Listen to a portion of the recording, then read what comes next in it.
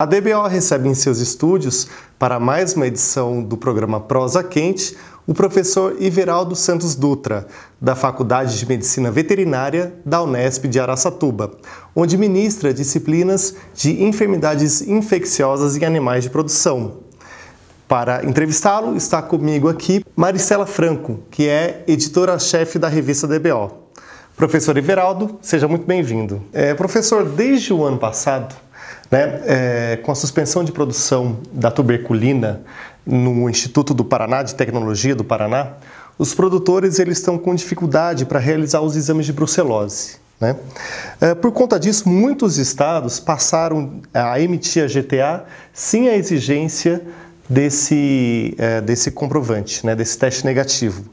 Como é que você vê essa situação? É a história mesmo, a história da aftosa, Porque nós tivemos assim, quanto tempo a gente vai levar para erradicar a febre aftosa?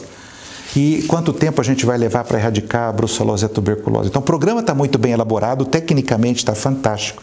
Ele é muito interessante, faltam algumas ações de fomento e algumas ações assim para, como eu posso... E a questão começa a surgir aí da produção do insumo. Então, primeiro, isso é uma função do Estado, oferecer insumos para você garantir a execução do programa.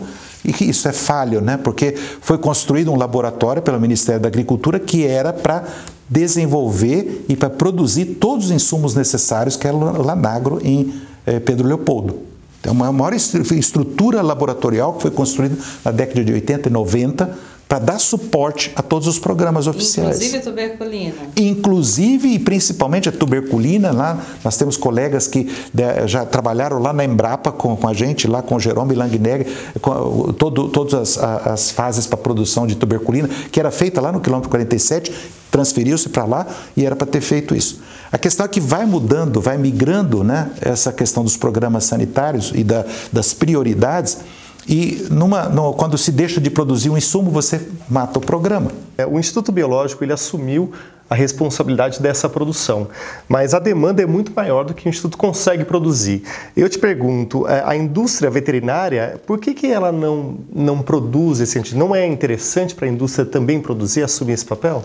Sem dúvida, mas precisa fazer um plano de negócio aí, Quanto custa fazer isso, quem está interessado em fazer isso e quais são os aspectos regulatórios. E eu acho que é uma conjunção de fatores. Você tem aí, não tem um incentivo, não tem uma prioridade.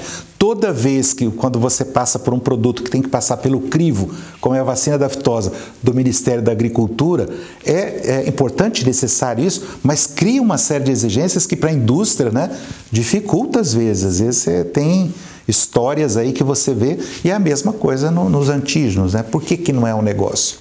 Isso tem que ser um negócio. Mas o produtor tem consciência do estrago que essas doenças causam? Porque a gente vê que brucelose eles falam um pouco, mas tuberculose você nem ouve o produtor mencionar. Quando a gente ouve, ouve assim, aquelas histórias que são finais, terminais, ele teve que liquidar o rebanho, ele teve que sacrificar todos os animais, ou ele teve algum entrave muito grande, O fato é que nós precisamos conversar com uma maior clareza dentro do programa de comunicação o que são doenças que tem que ter necessariamente um programa de erradicação. E eu acho inconcebível a gente continuar dentro desse sistema onde a gente faz assim, eu não vou querer tratar, isso é a obsolescência da maneira de pensar a defesa sanitária animal, que eu vou erradicar uma doença de cada vez. Primeiro eu erradico a aftosa, depois eu começo brucelose e tuberculose. O mundo mudou. As coisas acontecem de uma outra maneira. E essa questão da brucelose e tuberculose tem que ser colocada diretamente para o setor produtivo. E outra, criar uma maneira de dialogar com os produtores sobre quem vai arcar exatamente com essa situação. Detectei um animal com brucelose ou tuberculose, o que eu faço com esse animal? É abate, é sacrifício desse animal? Quem fica com prejuízo ou como que é a situação relacionada a isso? A África do Sul fez um programa que parcialmente tinha iniciativas voluntárias dos produtores, mas também um programa de indenização. Por que nós não criamos um fundo para fazer nas áreas mais críticas e começarmos a fazer um programa de erradicação? É totalmente voluntário, Totalmente voluntário. E nós fizemos um trabalho de pesquisa de campo para verificar a percepção de risco dos produtores e nós perguntamos por que não entra não procura o programa a certificação de brucelose e tuberculose. 85% diz que desconhece o programa. Juntamente com essa ideia da classificação, né, de alto risco, médio, baixo, muito baixo, desconhecido, que foi uma das mudanças do programa de controle e erradicação de brucelose e tuberculose, a gente teve também a flexibilização da vacinação, né? Antes era obrigatório o uso da vacina da B19, agora o produtor pode imunizar as fêmeas, pode vacinar, desculpa, as fêmeas acima de 8 meses com a cepa RB51. Você acha que essa é uma boa estratégia? É um grande benefício, é uma nova tecnologia, cria uma outra diferencial, principalmente em relação àqueles problemas de deixar as fêmeas para serem vacinadas no último mês, no 8º mês com a B19, e você não vai ter mais o problema desses falsos positivos, né? Que criavam porque a RB51 não vai dar título. Né? Então, qualquer tecnologia que vem, agrega, e principalmente a RB51, cria uma nova possibilidade. Agora, eu tenho que trabalhar com essa questão os produtores têm que se interessar em fazer uma análise de risco dentro das propriedades e verificar, escuta, qual a sua situação? Porque muitas vezes ele está com uma baixa prevalência da doença e com pequeno investimento, se ele fizer um programa de descarte, ele consegue segregar esses animais e consegue então notificar isso e até abater. Eu conheço produtores que fazem isso e fazem voluntariamente esse processo porque ele quer manter um rebanho livre de brucelose, né? Como se consegue fazer? Quer dizer, como é que ele consegue saber a prevalência das doenças? Sorologia. Tira soro dos animais. Ele contrata o veterinário vai fazer o saneamento do rebanho. É o veterinário que está habilitado pela Secretaria da Agricultura, ele está habilitado pelo Ministério e pela Defesa. Esse veterinário detectando, ele comunica a defesa e o animal é sacrificado. Custa caro? Se ele tiver uma baixa prevalência, então, numa área de coisa, não custa caro. Na realidade, é o prejuízo de você. Eu conheço produtores que fazem isso de uma maneira assim, ele sabe que deixar entrar a brucelose dentro de um rebanho de corte, por exemplo, e aquilo começar a disseminar, e você ter 10, 20% depois de vacas com brucelose dentro do rebanho, isso é um prejuízo enorme. Aí o prejuízo é muito maior. Mas tem muitos rebanhos que têm baixa prevalência da doença e apenas com testar e eliminar, ele já reduziria, né, assim, de uma maneira fantástica o problema. Então ele começa a fazer o saneamento, ele trabalha com praticamente zero da doença, mas ele não busca certificação.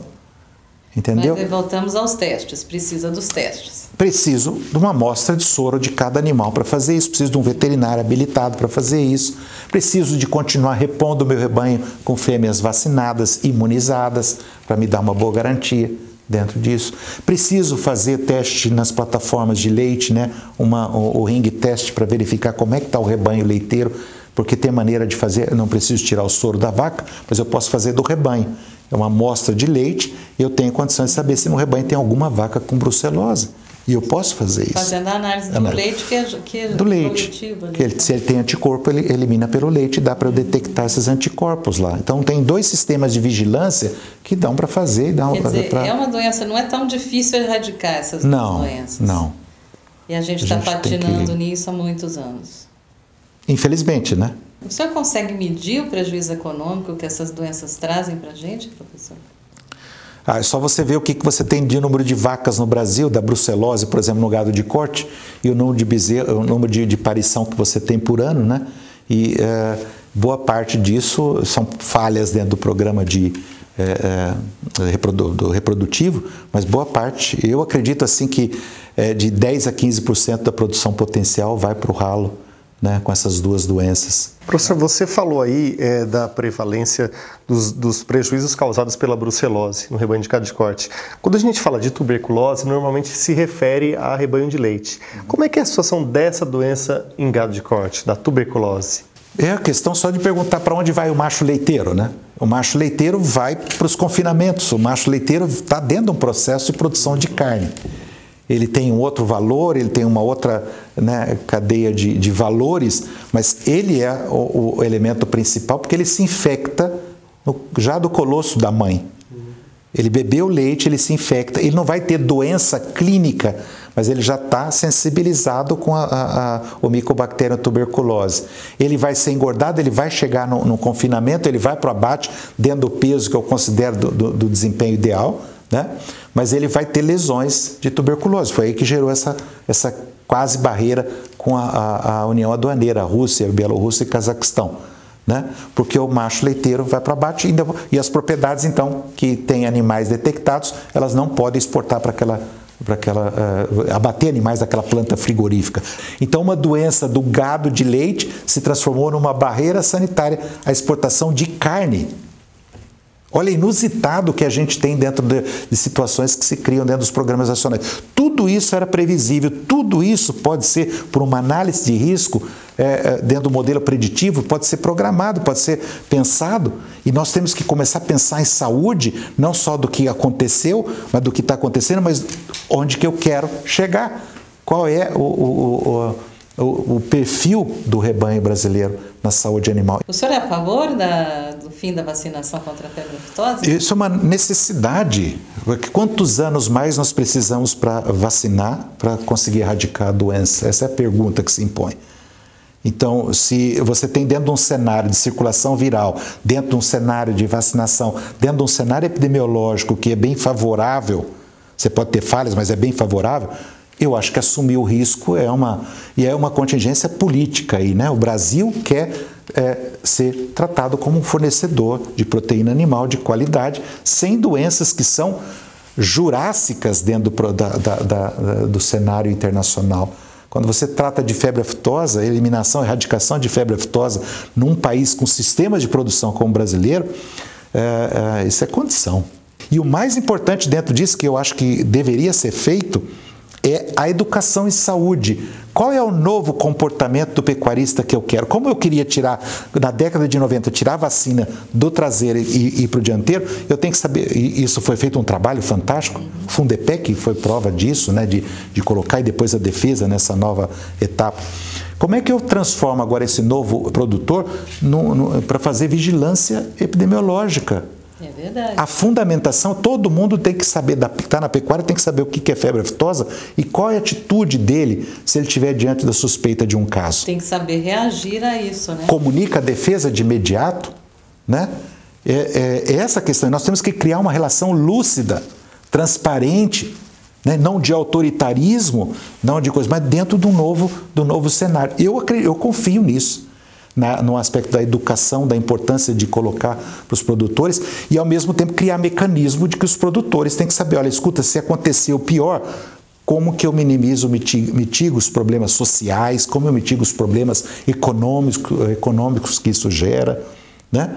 Então, eu vejo isso como uma evolução natural muito bem-vinda, porque nós vamos conseguir falar outra linguagem, né? A partir do momento que a gente não tem febre aftosa. A gente continua tendo surtos horríveis de botulismo no Brasil, com morte de centenas de animais. Quer dizer, o que está acontecendo exatamente?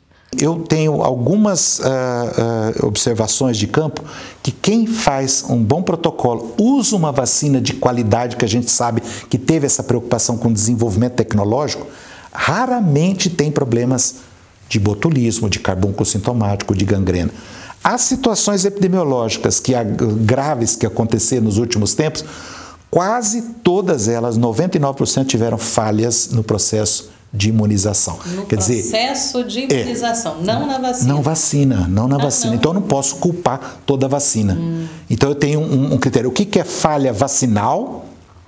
A vacina não funcionou. O que é falha de vacinação? A vacina não foi usada corretamente.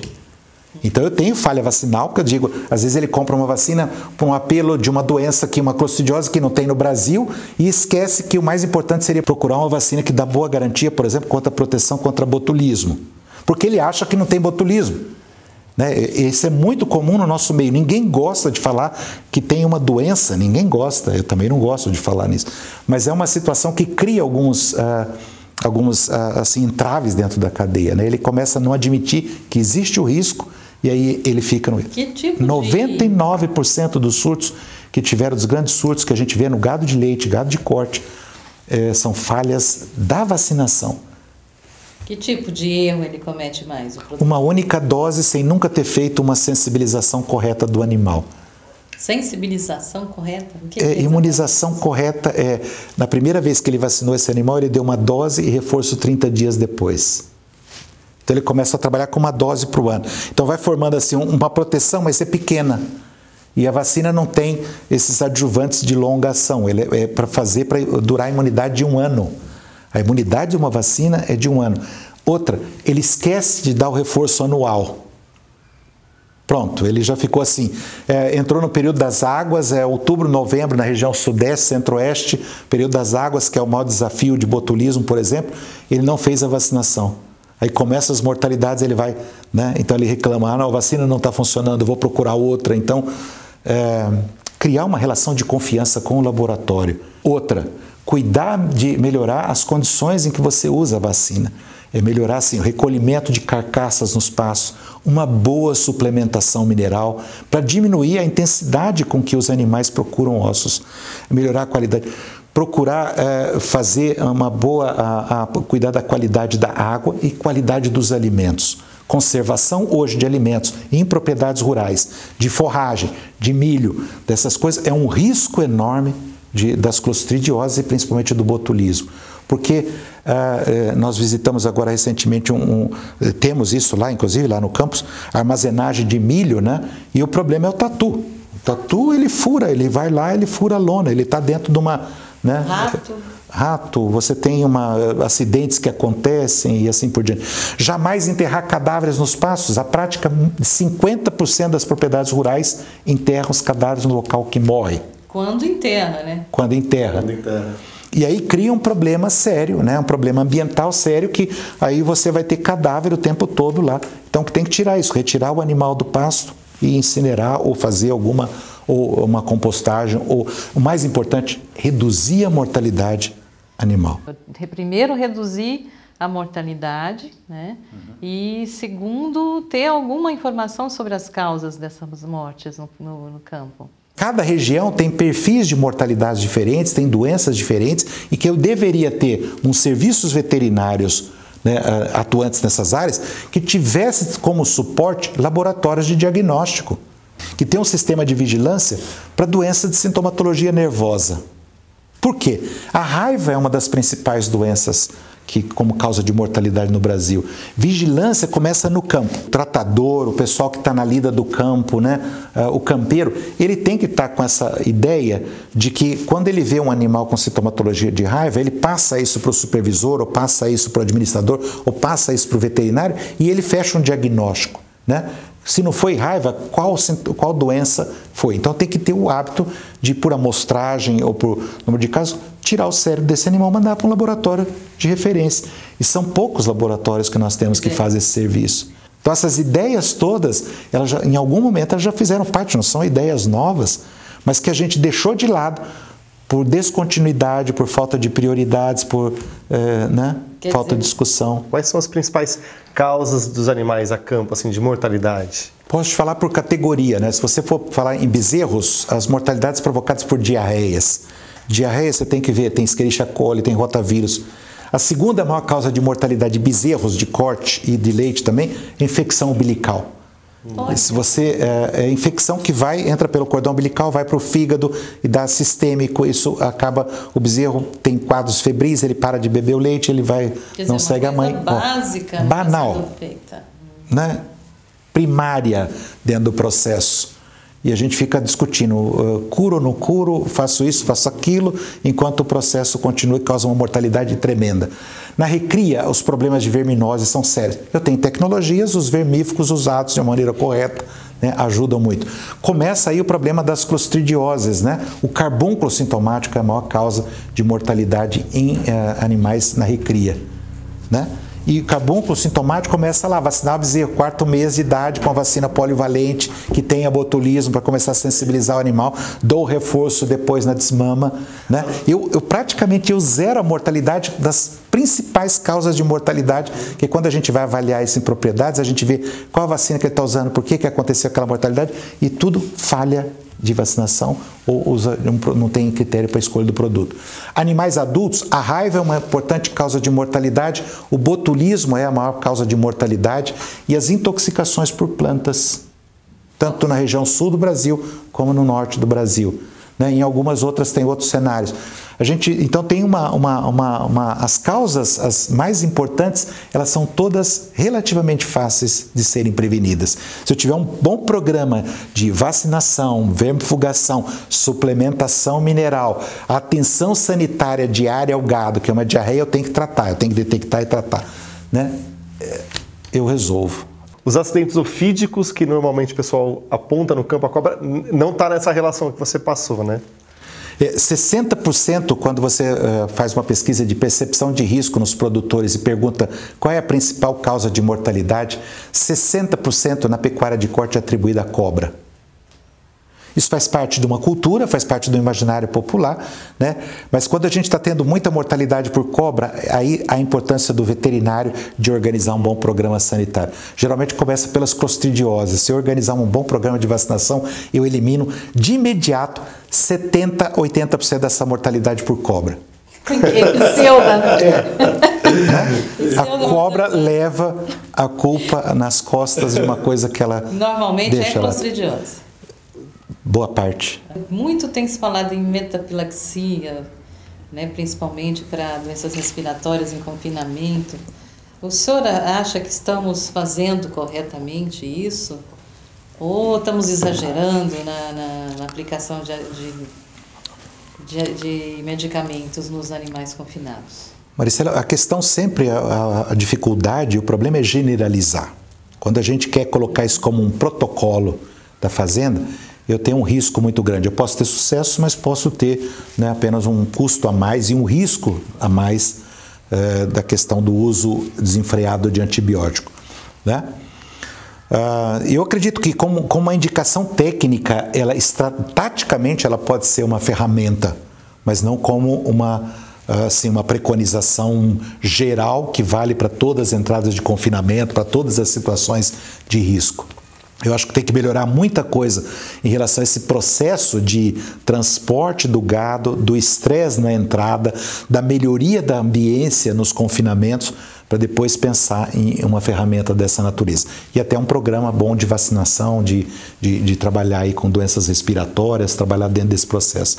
Então eu não colocaria como uma primeira ferramenta dentro de um processo, mas como uma ferramenta tática, como eventualmente eu posso usar, e eu acho importante isso fazer. Né? Tem situações que necessitam de uma intervenção.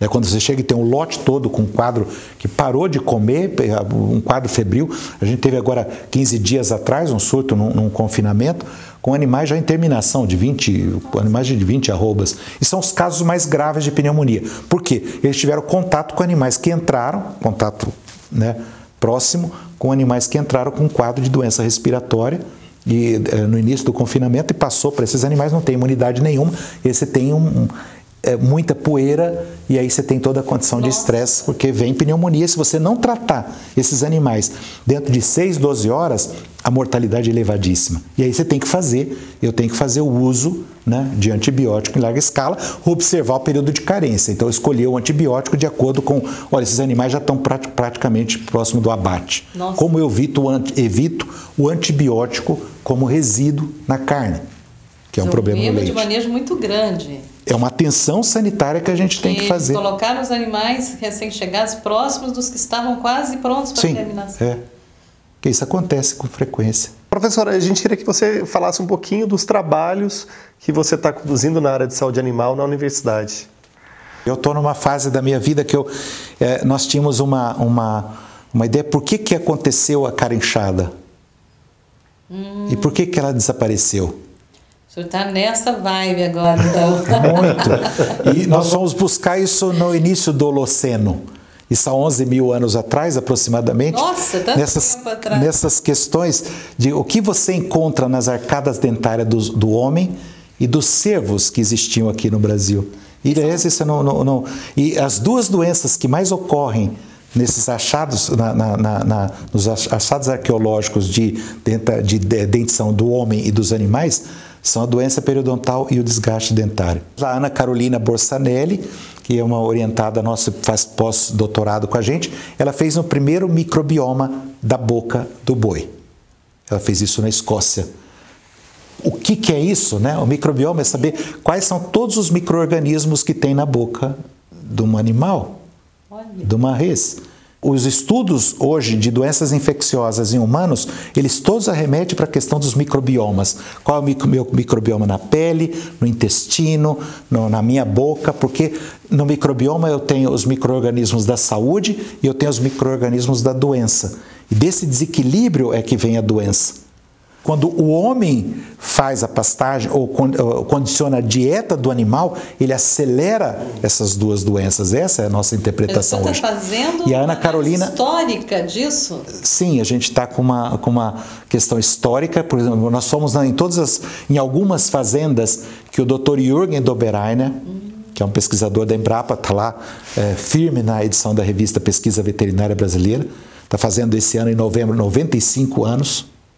Dia 1º de novembro. O Dr. Jürgen, ele teve em 52 municípios brasileiros na década de 60 e 70 acompanhando os grandes surtos da carinchada. E nós estamos voltando em algumas dessas propriedades para ver como que o problema desapareceu. E para nossa surpresa, o problema nunca desapareceu. Ele diminuiu a intensidade da manifestação, mas a hora que você abre a boca dos animais, você tem lá no fundo dos animais da propriedade, aqueles fundos da vacada. Por que uma vacada vai ficando? 10% dos animais começam a emagrecer todo ano. E nós somos em propriedade que ele diz, olha, eu tenho que vender 10% dos animais todo ano e é o que vai formando o fundo. Se eu deixar aqui, morre esses animais. E nós abrimos o dente dos animais e eles têm severas lesões periodontais, perda, o afrouxamento do dente, desgaste dentário, e isso interfere na produção. Eu digo, nessas áreas a gente perde de 15% a 20% da produção potencial devido a esse problema que nunca foi solucionado.